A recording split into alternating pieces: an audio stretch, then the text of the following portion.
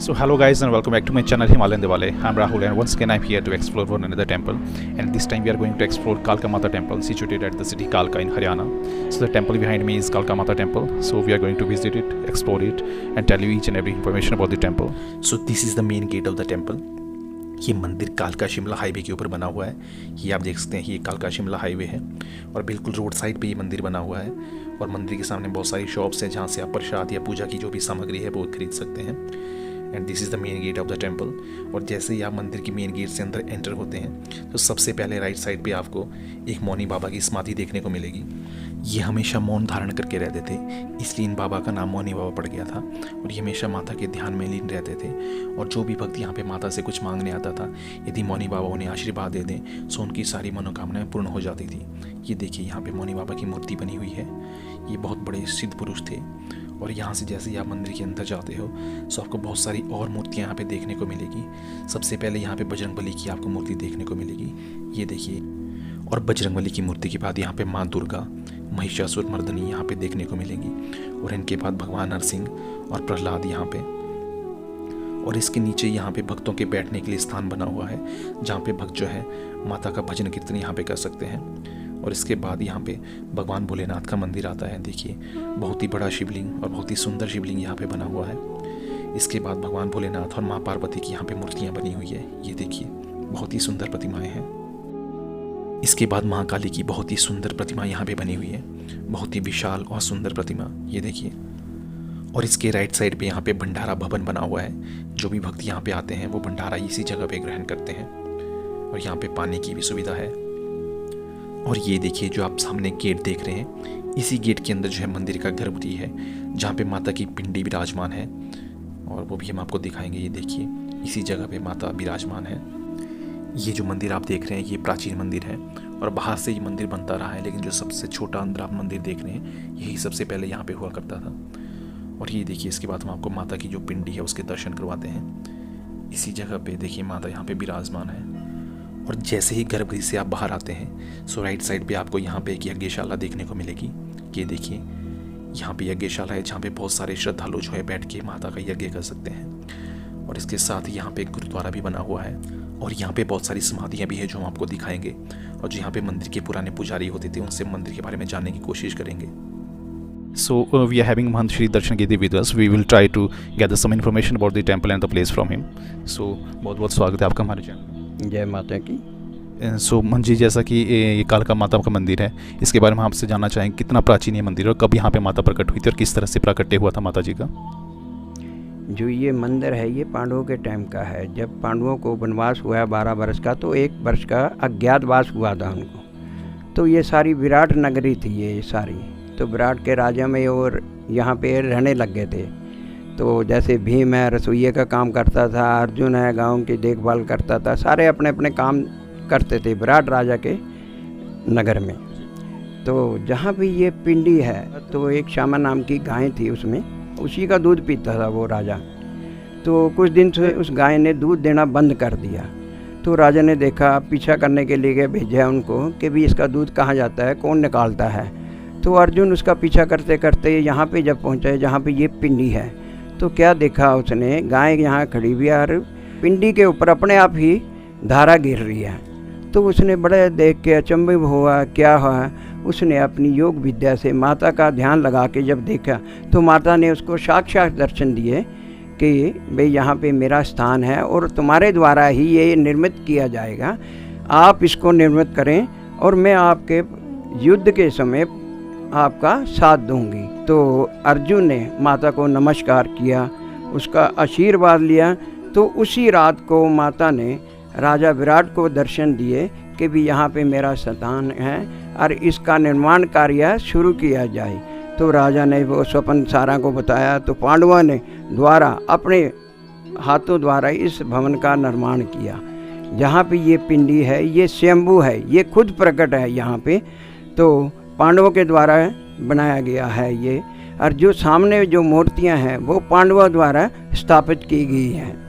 इसीलिए इस शहर का नाम भी पहले कालिका होया करता था, जो भी बिगड़ते बिगड़ते आज कालका बन गया है। जैसे ये कालका माता के नाम से प्रसिद्ध है, ऐसे ही कलकत्ता माँ काली के नाम से प्रसिद्ध है। दोनों नाम इन शहरों के नाम इसी माता के नाम से प्रसिद्ध हैं। जैसे शिव महापुराण के अकॉर्डिंग जैसे सती माता थी, जब उनका दहन हुआ था और उनके शरीर के जो टुकड़े हुए थे वो अलग अलग स्थानों पे गिरे थे और वहाँ पे शक्तिपीठों का निर्माण हुआ था। सो यहाँ पे भी जो इसको शक्तिपीठ कहा गया है, तो उनके शरीर का कौन सा अंग जो है यहाँ पे गिरा था? ये जो इतिहास के अंदर है उसमें कोल नामक मस्तक का अग्रभाग का जिक्र आया है, जो यहाँ पे गिरा था माता का, जो जहाँ पे ये पिंडी है। फिर जैसे जैसे राजा बदलते गए स्थान का निर्माण कार्य चलता रहा, बढ़ोतरी होती रही। ऐसे ही जब होती रही तो यहाँ पे साधु महंतों ने जो यहाँ पे सेवा की है, सन्यासी हुआ करते थे जो पहले थे बुजुर्ग, उनकी जो आज भी समाधियाँ हमारे यहाँ पे जीवित समाधि ली थी उन्होंने, जिन्होंने इस स्थान को चेतन किया और जो उनका धूना भी आज भी चेतन है, जो माँ के मंदिर में विराजमान है। ये बाबा ठोकर गिर जी की समाधि है, जिन्होंने ये मंदिर का स्थान को चेतन किया और उनका धुना आज भी चेतन है, जो मंदिर के अंदर विराजमान है।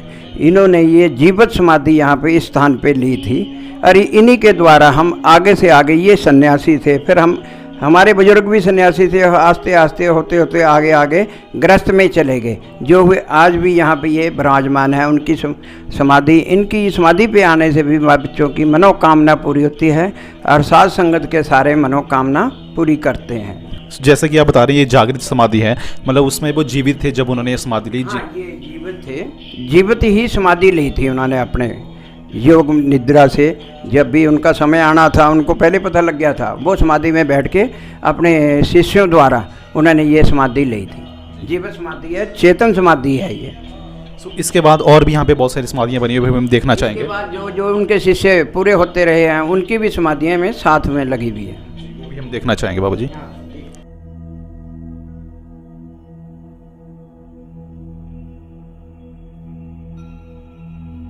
ये यज्ञशाला है, ये बड़े बुजुर्गों की समाधियाँ हैं। पहले हमारे सारे बुजुर्गों की समाधियाँ यहीं होती थी। अब समय की यार जगह कम होने करके हम अब राम बाग में समाधि देते हैं। सो जैसे कि ये जो पहली आपने समाधि बताई वो एक जागृत समाधि है, सो ये जो सारी समाधियाँ मृत अवस्था में दी गई हैं या ये मृत्यु अवस्था में है। जो जीवित समाधि है, जो गुरु जी की समाधियाँ हैं, ये बाबा ठाकुर गिर जी की समाधि है, ये जीवित समाधि है। सो जो आपके पूर्वज थे वही पीढ़ी दर पीढ़ी यहाँ पे माता के उपासक रहे हैं और इनकी पूजा पाठ करते रहे हैं? हाँ, यहाँ पे सारे अपने ब्राह्मण देवता और अपने गोसाई परिवार शुरू से ही सेवा करते रहे हैं। मतलब पांडवों के समय में जब द्वापर युग में यहाँ पे पिंडी का निर्माण हुआ था, यानी मंदिर का निर्माण हुआ था, पिंडी तो स्वयं है, सो उस वक्त से जो आपके पूर्वज थे यहीं पे लगातार माता की सेवा कर रहे हैं और तब से पीढ़ी दर पीढ़ी आप लोग यहाँ पे विराजमान हैं? हाँ, जब से शुरू से ये जब तक अब तक था ना, 2010 में ये सरकार ने अपने टेक ओवर कर लिया है मंदिर। नहीं, शुरू से हमारी पीढ़ी दर यहाँ से ही सेवा हमारी चलती आ रही थी। सो जैसे कि यहाँ पे माता की पिंडी है और माता का बहुत ही भव्य यहाँ पे मंदिर भी बना हुआ है, सो यहाँ पे जो भी भक्तजन आते हैं वो किस तरह से माता की सेवा कर सकते हैं, किस तरह से माता से मन्नत मांगी जा सकती है? हाँ, महामाई के पास तो ये तो भाई साक्षात है, जो भी जिस भाव से आएगा महामाई उसकी मनोकामना पूरी करती है। पर ये स्वयंभू है, यहाँ पे तो थोड़ी सी भी पूजा लगाई भी 10 के बराबर हो जाती है। मतलब जो भी यहाँ पे मनोकामना भक्त लोग सच्चे मन से मांगते हैं, माता उनकी हर मनोकामना पूर्ण करती है? माता हर मनोकामना पूरी करती है। कैसे किसी भी प्रकार की जो भी मनोकामना होएगी सच्चे मन से अगर मानी जाए तो वो माता पूरी करती है। और ये तो साक्षात है, विराजमान है यहाँ। तो बहुत उदाहरण देखने को भी मिले, साक्षात महामाई ने चमत्कार दिखाए हमारे को। तो मतलब बहुत सारे यहाँ पे चमत्कार जो है माता के देखने को मिले, सो उनमें से कुछ एक आप बताना चाहें किस तरह के चमत्कार जो यहाँ पे देखे गए हैं? हाँ, जैसे अब ये सड़क चोरी हो रही थी हमारे सारे, ये दिल्ली से टूटता आ रहा था, सारा बाजार टूटने के ऑर्डर आ गए थे, यहाँ तक कि मंदिर के दरबार के सामने भी है टूटने तक की मशीनें आ गई थी। तो लोगों ने माता के चरणों में आके प्रार्थना करी, यज्ञ किया, भंडारे किए और पूजा ही लगाई और महामाई की ऐसी कृपा हुई कि यहाँ पे मशीनें टूटने से बच गया था। ये बाज़ार यहीं से सारी मशीनें वापस हो गई थी, इससे आगे टूट ही नहीं पाया। मतलब माता ने कुछ ऐसा चमत्कार दिखाया जिसकी वजह से जो है यहाँ पे जिन भक्तों ने जो भी उनसे मनोकामना मांगी थी वो सारी पूर्ण हुई और उनके जो भी दुकानें या घर थे वो टूटने से रह गए। हाँ जी, सारा बाज़ार टूटने से बच गया है और आज भी शहर वाले सभी यहाँ पे जब भी वो तिथि आती है या डेट आती है, जैसे टूटने से बचा था ये डेट, हमारे सारे शहर वासियों के हक में होया था ये फैसला कि भी टूटेगा नहीं। अब हर साल ये भंडारा देते हैं और माता की पूजा लगाते हैं। सो जैसे कि नवरात्रे होते हैं, नवरात्रों में यहाँ पे किस तरह से पूजा अर्चना की जाती है और क्या यहाँ पे प्रोग्राम होते हैं? हाँ, नवरात्रों में सब संगत दूर दूर से संगत आती है, यहाँ तक के बाहर के लोग भी आते हैं, 9 नराते रखते हैं, पैदल भी आते हैं, दंडवत प्रणाम करते हैं। जो लगन श्रद्धा से यहाँ पे पूजा दिन रात चलती रहती है, भंडारा दिन रात चलता है महामाई का। उन दिनों में जागरण होते रहते हैं। महामाई सबकी मनोकामना पूरी करती है और उनको आशीर्वाद अपना प्रदान करती है। जिसने महामाई का अपना लड़ पकड़ लिया उसको कभी ये पीठ नहीं लगने देती उनकी, ये सदा ही ये वो ऊपर ही ऊपर चलता जाता है। जो भी सच्चे मन से महामाई को मानते हैं और उनकी पूजा अर्चना करते हैं, महामाई उनकी सारी मनोकामनाएं पूर्ण करती है।